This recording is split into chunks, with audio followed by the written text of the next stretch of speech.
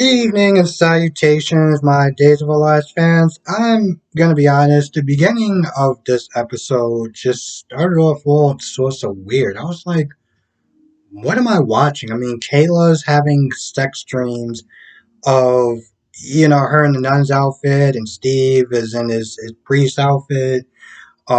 Brady is getting killed by Kristen. Um, and Gwen is having a dream that Sarah came to the door. And okay. I'm not gonna lie. Those was I could have did without. I could have did without a lot of those dreams. One dream that was Ava having a dream of Duke wanting to kill her. I mean, obviously you have Rafe or the voice of Rafe in the outfit, and so you see this giant teddy bear with scissors like you try to kill me, you tried to off me. And it was like, uh, I forgot what she said, but just this whole scene with a man in this big stuffed animal like costume trying to attack Ava, and Ava's like they're trying to bite the animal or the bear, and I'm like, okay, this right here, this was worth it. The other crap y'all could have just left, but that was worth it. You oversized Build-A-Bear or something that she said. Anyway, so she wakes up with a nail file in her hand, like just clutching over it. And Rafe is like, yeah, how did I just walk in on him? After that, he brought her some coffee and a bear claw. And she was like, yeah, no, I'm good on that.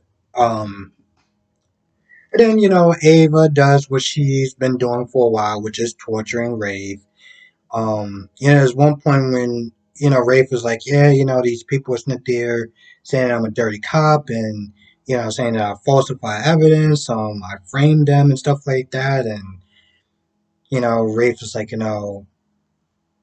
somebody set me up pretty much. And Ava's like, but you ain't think I'll set you up, right? I mean, because you already accused me of, cutting Duke's head off, you and Nicole's animal or whatever. And so, Rafe was like, no, listen, I apologize for that. I didn't mean that. But I'm gonna sit there and get to the bottom of it.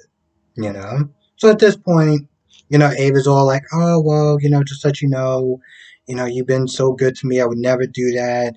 You and Nicole are like the closest people in my life.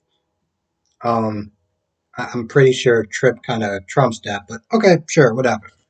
But then she's all like about loyalty and everything like that. Like loyalty means everything to me, and Rafe just looks in her face and smiles and is just a scumbag. So there's that. Um, then you got Nicole sitting up there thinking about. Oh, I was think it was another dream.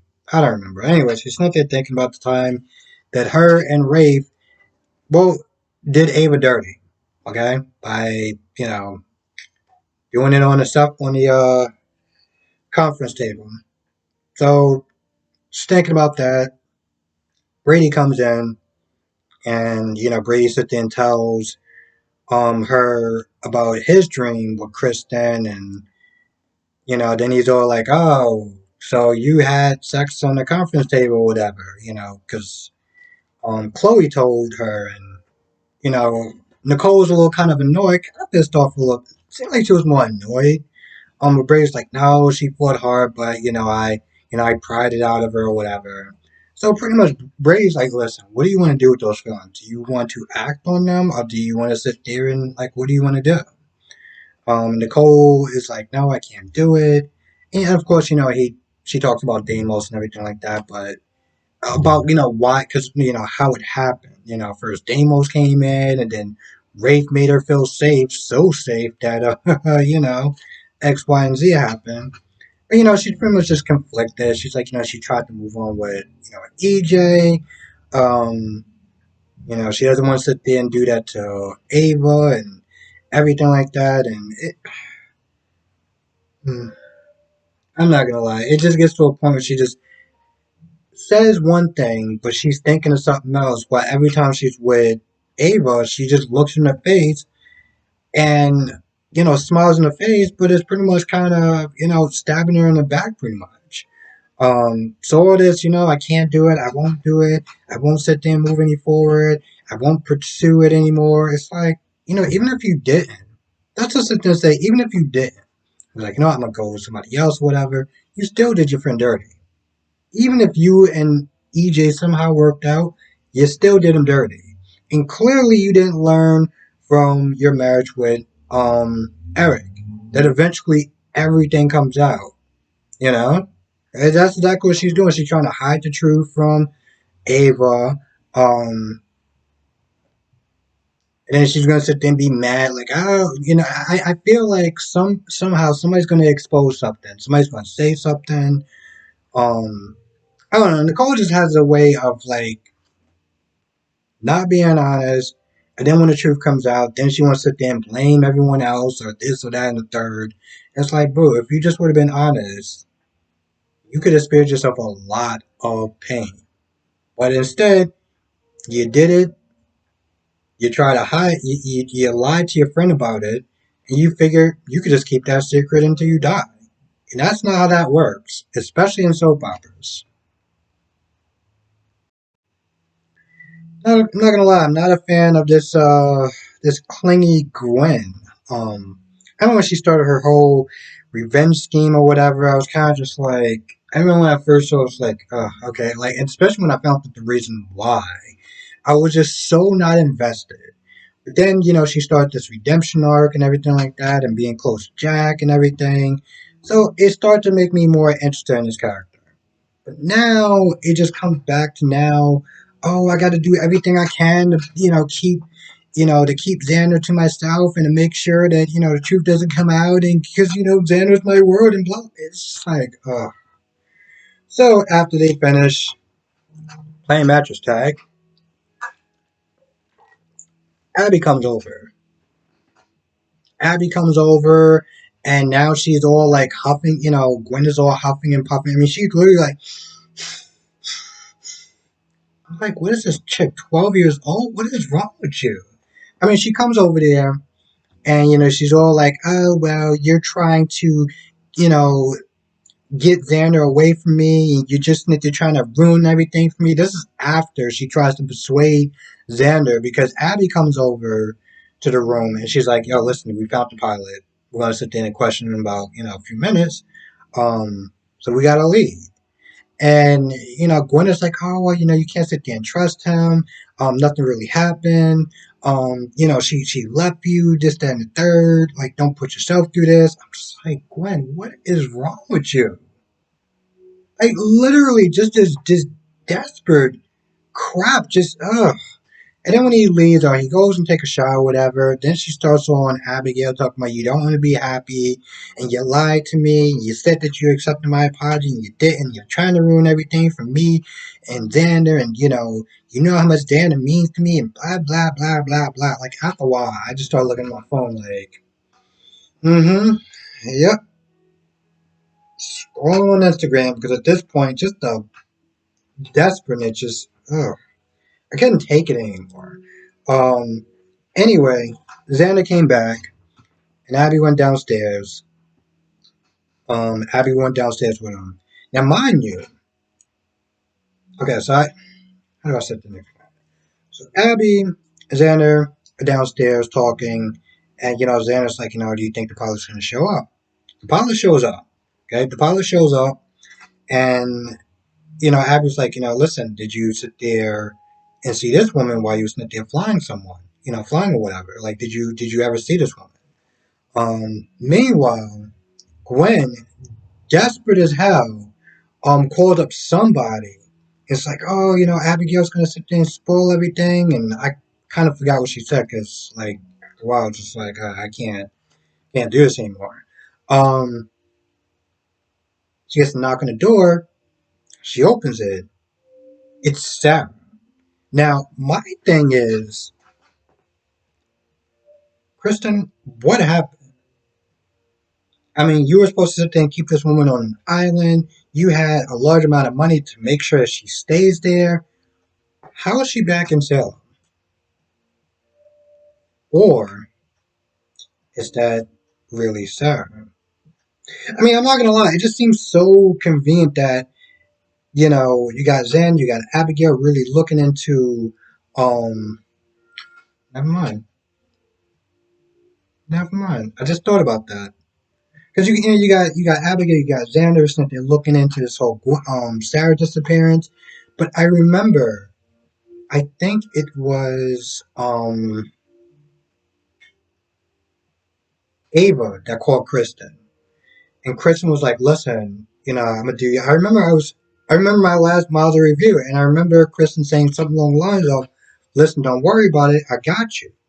Um, as far as trying to help, or at least trying to help out Gwen with her little Sarah problem. So I don't feel like that's actually Sarah. I don't feel like that's actually Sarah because it just wouldn't make any sense. Kristen being as calculating as she is, that she just let one of her victims just go. Just go. Just, oh, I guess something just fell through the cracks. Like, no. I'm pretty sure whatever she said to Ava as far as doing him a solid or something like that has something to do with the fact that Sarah is, just popped up right in Gwen's place. I mean, right at Xander's place. So, so after Kayla's little sex dream or whatever, she gets dressed or whatever. They get a call from the head sister. I forgot what it's called, like Sister Supreme or something like that. Anyway, they get a call and they're like, Kayla has a room. So mind you, Kristen is not there talking to the headmaster or the head nun, and the head nun is not there saying, hey, we got a spot open. We need you to sit there and kind of get everything prepared. And Kristen's like, oh yeah, don't worry, I'll make sure I get everything, and I mean everything prepared. And after she talks to the head nun, she has a Bible and she opens it up and it's a gun. But at this point, I'm like, yo, Kristen is not playing any games, okay? Um, so they go down to the convent, Kayla and Steve, and the nun's like, listen, we found your place. With that being said, it's pretty much Father Nichols or whatever, like you need to leave. It's kind of customary. So, Steve was about to sit there and slap on Picard's sweetness, but he was like, all right, good luck or whatever, and he leaves. At some point, Kayla is there snooping around through, I guess the head nun's like office, her drawers or whatever. But then somebody else walks up on her. Now I'm sitting there thinking, it's Kristen. But Kristen came right to Steve's hotel with a gun. And she was like, yeah, you know what? That's it. Well, I'm so sick and tired of playing this whole cat mouse kind of thing. No, we're not doing this anymore. I have a gun. I'm gonna shoot you. Steve's like, hey, whoa, just slow down a minute. I was like, bro, you slow down for a minute. You know exactly what you got into. You know exactly what this woman is and what she's about. You sit there saying slow down. It's like, no, that's gonna make her speed up. The hell out of here. I feel like that's about it. I wonder who is this person that's being Sarah. Um, because I don't for 1 minute think that that's actually Sarah. It is way too easy, and Days is not going to get me again like they did with the whole Sierra thing. I remember when I was watching Sierra try to escape, and I think she did something to one of the guys, and she started to run out, and then it cut off because I was in the episode, and then the next episode was like, all right, cool, she escaped, and then you see the next episode was like, no, she didn't escape. So it was like, no, we're not doing this. I know it's not the real Sarah. I want to know what the hell is going on. Um, this should be interesting. Because here's the thing, they got her back to play Sarah. But we don't know how long she's actually going to be playing Sarah for. Um, I have a feeling whoever is playing this Sarah is going to try to do a much convincing job. as far as, you know, her exit or whatever. I don't know. I don't feel like the actress. Um, I don't feel like the actress is back full time. You know, I know the thing was when she left, this was her choice. Um, and she had a lot of reasons why that she chose to leave, and it was just more like personal stuff. And I just don't see her just coming back. You know, I just don't see her just coming back full time and be like, all right, cool, I'm ready to be Sarah, whatever. Like, I just don't see it. Um, you know, same thing with like Jennifer, whatever. When she came back towards Christmas, it's like, she's not, she's not actually back. Um, and it's just weird, like especially in soap operas or whatever, like the soap opera world. It's like you never really know. Sometimes you don't really know the full reason of why they leave. You know, why they left. And some, you know, some people just like to come and go. I remember on Chase, you know, you had a character named Jax. As I said, had a character named Jax that would come and go every now and then. Same thing with Brenda or Vanessa. She would come and go every now and then. Um, and I'm just wondering, is this the same thing for Sarah and the actress that plays her? Is she just going to be coming and going? Or what is the story behind it? Um, I don't know. So, anyway, I could sit there and debate this whole thing about like, you know, it's much better to get the original person, but sometimes I feel like, you know, getting a recast is better. But then it's like, you know, is Sarah's character really necessary for coming back? Um, and would it make sense? It's the same thing with the guy who plays Eric Gray. You know, he said he'll come back every now and then as long as it makes sense. And you got to remember when he left, wasn't exactly on the best of terms. I mean, it wasn't the worst of terms, but he was just like he felt he wasn't getting enough to do. So anyway, with that being said, I'm going to go. I want to thank everyone for watching. Be safe. Let me know what your thoughts are in the comment section below, and I will see you in the next video.